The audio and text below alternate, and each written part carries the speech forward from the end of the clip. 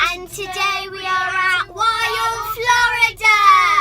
If you like, give it a thumbs up. Make sure you subscribe and hit that button. Make sure to turn on all notifications and comment down below what you want us to do next. Let's get to it.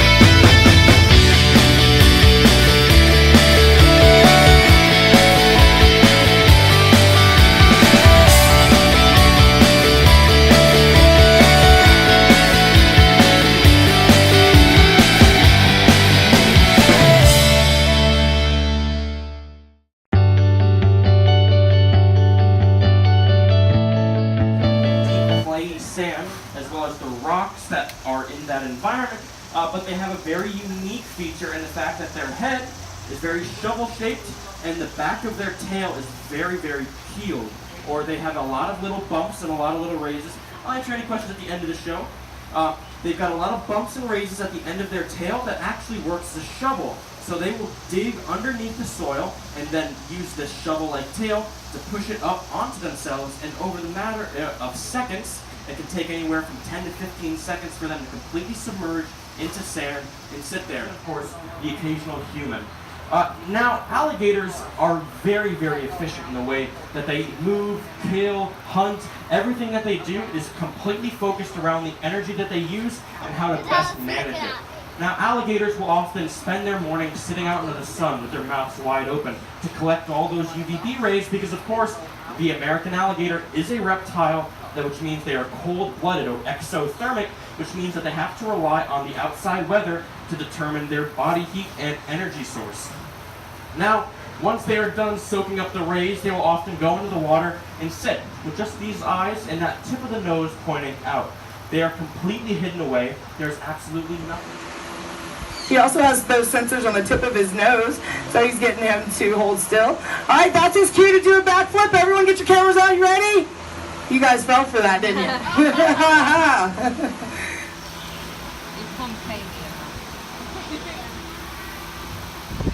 All right, he's telling him to hold, and now he's telling him to stand up.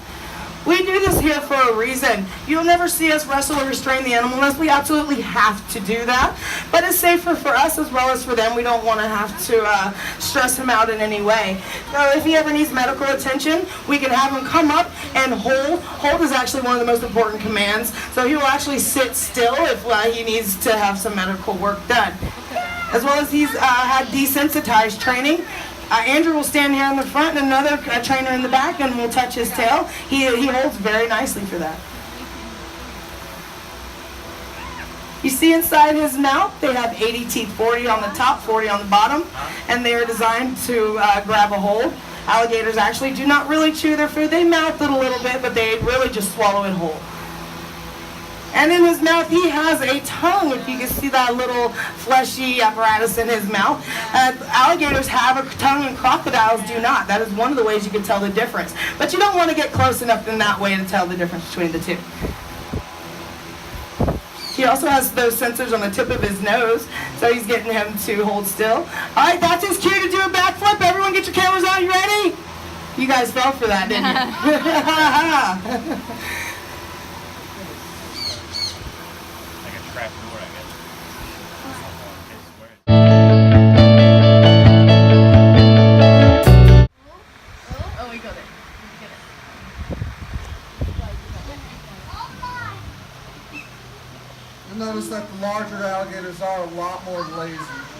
takes a lot more energy for them to come all the way out of the water. But I will work a few of them up there for you.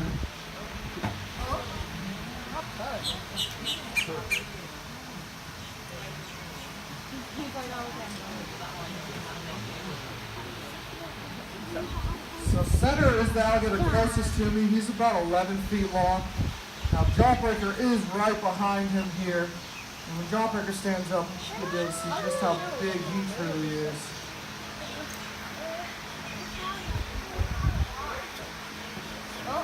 Warthog is coming up pretty quickly. Now Warthog is one of our more active alligators. He's also the best jumper that we have in our pond.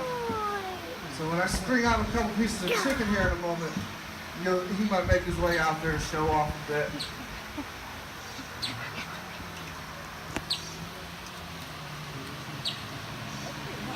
Now, alligators do not have the best table manners. They do climb all over each other for food.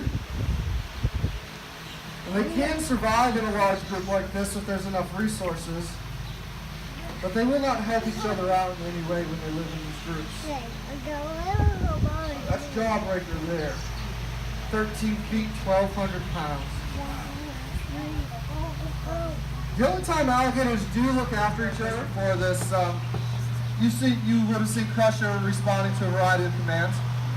His training actually started in this pond just like this. Now right now, Andrew is working with Clyde, the crocodile over there.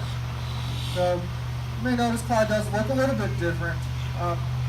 The biggest difference that's easily recognizable between alligators and crocodiles is their head shape. If you take a good look at Clyde's face, it's very slender compared to an alligator's head, which is very wide.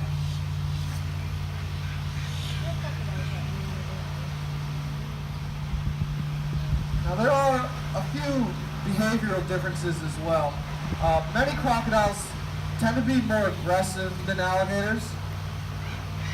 They're also a bit quicker, so you have to be especially cautious when working with them.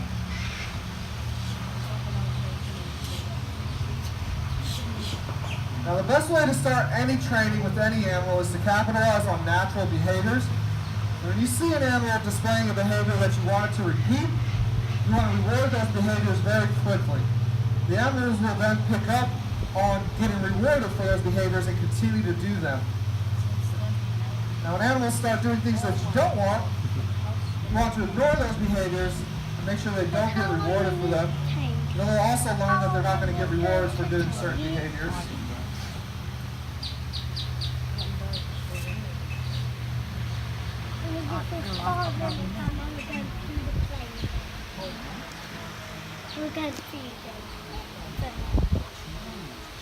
So he is calling a lot of these alligators out by name.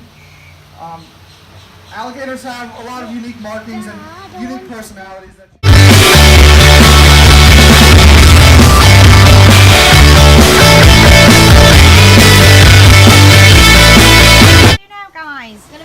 Alligators, aren't we? Yeah. The food doesn't look very appealing, if I'm honest. What? No, what? It's actually No, George, you do it on this side.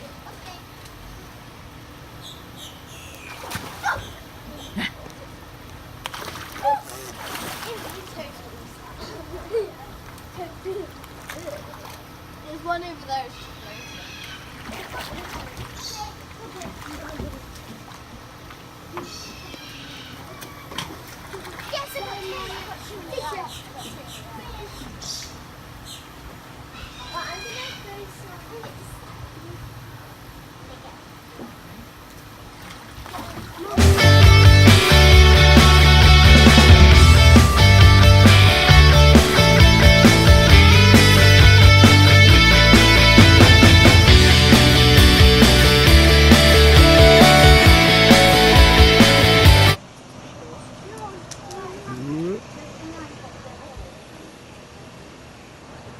Feed him.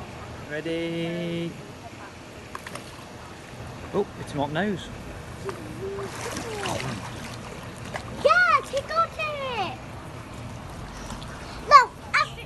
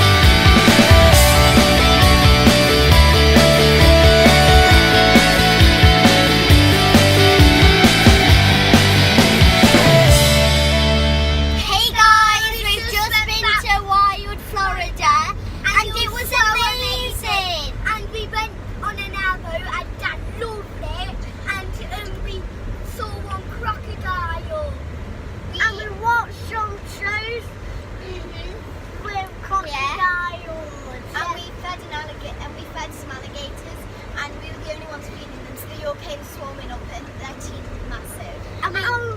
And we also got to hold a baby alligator. Yeah, and it was so fun. And I had one, like, I was cooking one, but I had to hold his tail because it was massive. We'll see you at home. Bye! Actually, we're going shopping. We'll see you later.